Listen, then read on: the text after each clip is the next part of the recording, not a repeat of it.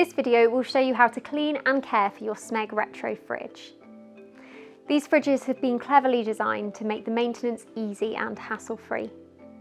To clean the exterior of the fridge, clean with a soft cloth and water or an alcohol-based liquid detergent, such as window cleaner. Avoid aggressive detergents and rough sponges in order to protect surfaces.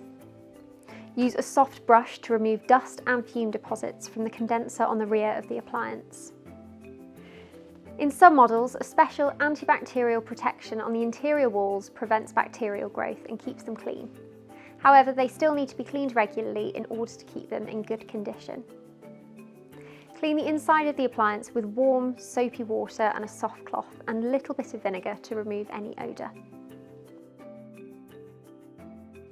The door, balconies and shelves can be removed. Firmly pull upwards and towards you to remove. Wash in warm soapy water and dry thoroughly before reassembling. Remove any ice thicker than 3 to 5 mm on the back of the fridge. Don't use any sharp objects or spray products. When it comes to defrosting, some models benefit from automatic defrost in both the fridge and the freezer section. This means that neither the fridge nor the freezer compartment require defrosting, as any ice which forms on the refrigeration plate will melt once the compressor is switched off. The defrosting process is completely automatic.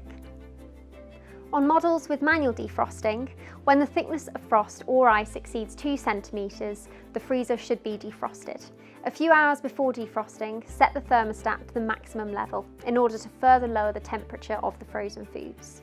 Unplug the appliance from the main socket, remove the frozen food from the freezer compartment and protect them from thawing whilst cleaning. Wait until the ice thaws and then remove the water from the freezer compartment using a sponge or absorbent cloth. If you found this useful, please like the video, and if you'd like to see more from us, please subscribe to our channel.